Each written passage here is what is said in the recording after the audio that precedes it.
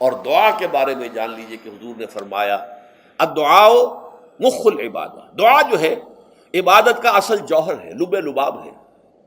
اور یہ بھی کہا الدعاء هو العبادہ، دعا ہی اصل عبادت ہے، دعا ہی اصل عبادت ہے۔ دعا جو ہے وہ روح ہے اس کی۔ اور علامہ اقبال نے اپنے لیکچرز میں جو یہ خطبہ رکھا ہے اس موضوع کے لیے، میننگ آف پریئر ان اسلام، بڑا عظیم ہے۔ اس نے جو نقشہ کھینچا ہے کہ یہ پریئر کیا ہے، انائے صغیر، یہ ایگو میرا، میری انا، میری خودی، انائے صغیر، انائے کبیر کے روبرو آتی ہے۔ انائے کبیر اللہ، اننی انا اللہ لا الہ الا انا، یہ انا، انائے کبیر اللہ کی انا، وہ عظیم انا، اور یہ چھوٹی سی محدود سی انا۔ تو ہے محیط بے کراں، میں ہوں ذرا سی آبجو، یا مجھے ہم کنار کر یا مجھے بے کنار کر۔ اقبال نے پتہ نہیں کس جگہ کس کیفیت میں ڈوب کر یہ شعر کہا ہے۔ اے اللہ تو ایک ایسے سمندر کے مانند ہے کہ جس کا کنارہ ہی نہیں، اور میں چھوٹی سی ایک پانی کی ایک چھوٹی سی ندی ہوں، آبجو ہوں چھوٹی سی۔ اب کیا شکل ہے؟ یا تو مجھے اپنے آپ میں ملا لے تاکہ میں بھی ناپیدا کنار ہو جاؤں۔ دریائے سندھ کا پانی جب سمندر میں گر جاتا تو سمندر ہی بن جاتا، اور یا پھر مجھے بھی بے کنار کر دے، میری وجود کو بھی اتنی وسعت دے دے کہ کوئی کنارہ نہ رہے۔ اب یہ کیا اس نے سمجھا، کیا کہا، لیکن میں نے وہی انائے کبیر انائے صغیر۔ ایک ہے نماز ہم پڑھ لیتے ہیں، آپ نے سارا پڑھ لیا، سارا تعدیل ارکان بھی کر لی، لیکن اگر آپ کا اللہ کے ساتھ ڈائریکٹ کمیونین اور ڈائریکٹ کمیونیکیشن قائم نہیں ہوا تو نماز، جس کو کہ کہا گیا کہ الصلاۃ معراج المومنین، جو قرب حضور کو حاصل ہوا معراج میں، وہ ایک بندہ مومن دنیا میں رہتے ہوئے حاصل کر سکتا ہے نماز میں، اگر اس کی روح جو ہے واقعتاً ہم کا نام ہو رہی ہو الحمدللہ رب العالمین الرحمن الرحیم مالک یوم الدین اہدنا الصراط المستقیم ایاک نعبد و اگر ہم واقعتاً ایسے کہہ رہے ہوں کہ ہمیں احساس ہو کہ ہم اللہ کے حضور میں حاضر ہیں اور عرض کر رہے ہیں، سجدہ کریں تو حدیث میں آتا ہے کہ ایسے محسوس ہو کہ گویا کہ میں نے اپنا سر اللہ کے قدموں میں رکھ دیا ہے، یہ ہے نماز۔ اب جو گفتگو ہو رہی ہے یہ ہم کلامی ہے، الصلاۃ معراج المومنین، اہل ایمان کے حق میں یہ نماز جو ہے یہ معراج کے درجے میں۔ لیکن یہ نماز کیسے نصیب ہوگی اگر روح سوئی ہوئی ہے، دبی ہوئی ہے، پسی ہوئی ہے، مزمحل ہے یا مردہ ہے؟ یہ نماز کیسے حاصل ہوگی؟ چاہے آپ پانچوں وقت کی نماز پڑھ رہے ہوں، چاہے آپ نے ہیبٹ بنا لیا ہو نماز کو، چاہے خوش بھی ہو گیا ہو، لیکن یہ کہ جب تک وہ روح بیدار نہ ہو، جب تک ہم کلامی نہ ہو، افلاک سے آتا ہے نالوں کا جواب آخر، اٹھتے ہیں حجاب آخر، کرتے ہیں خطاب آخر، جب تک یہ نہ ہو۔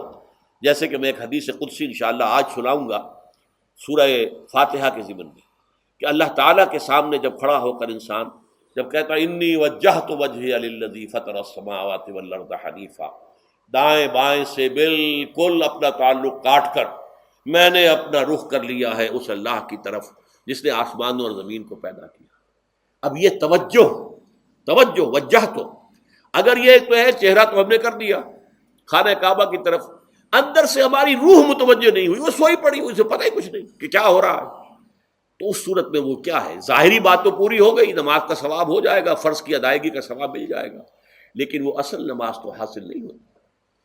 یہ ہے وہ بات کہ وَإِذَا سَأَلَكَ عِبَادِي عَنِّي فَإِنِّي قَرِيبٌ، اے نبی جب میرے بندوں کی روحیں بیدار ہو جائیں، توانا ہو جائیں، حیات تازہ سے وہ ہم کنار ہو جائیں، اور پھر وہ میرے بارے میں پوچھیں، وہ میرا تقرب حاصل کرنا چاہتے ہیں، تو آپ سے پوچھیں تو کہیے میں قریب ہی ہوں۔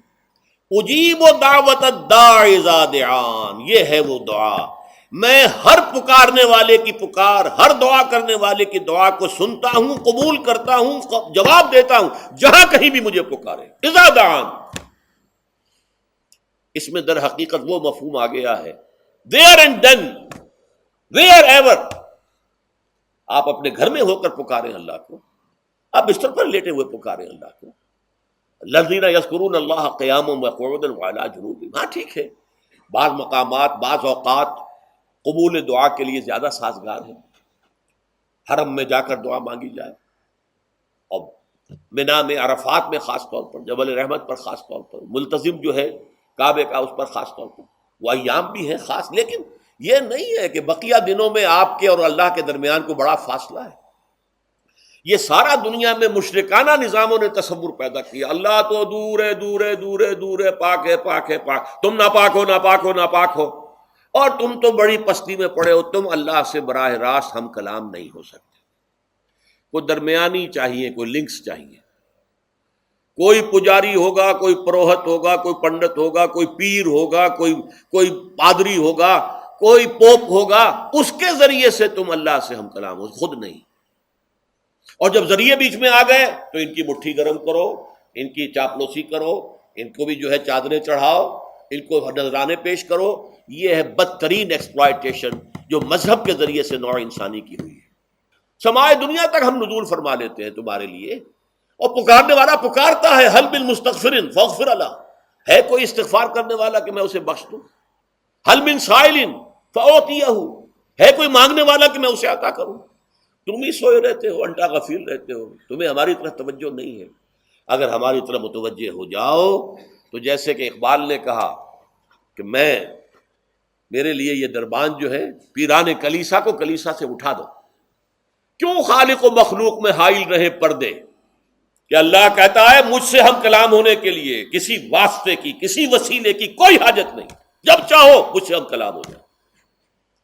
ہاں ایک شرط ہے، فَلْيَسْتَجِيبُوا لِي، چاہیے کہ وہ میری بات بھی قبول کریں، میرے احکام کو تسلیم کریں، میرے فرامین کان سے کھول کر سنیں، ان پر دل سے عمل کریں. فَلْيَسْتَجِيبُوا لِي، یہ ون وے ٹریفک نہیں ہوگا کہ ہم تمہاری دعائیں قبول کریں اور تم ہماری باتوں سے پہلو تو ہی کرو، سنی انسنی کر دو.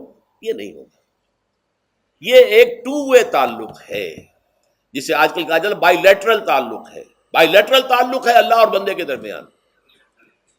بندہ توبہ کرتا ہے معاصی سے، اللہ تعالیٰ بھی اس کے لیے بھی لفظ تواب ہے، وہ بھی اپنی رحمت کے ساتھ دوبارہ متوجہ ہو جاتا ہے.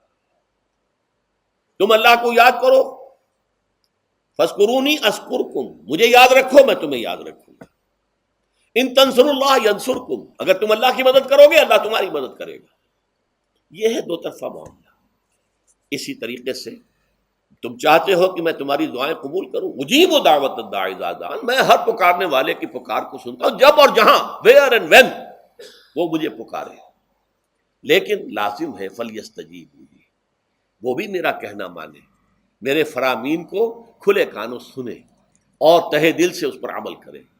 ولیؤمنوا بی، اور مجھ پر ایمان پختہ رکھے، یقین اس کے ساتھ مجھے پکارے.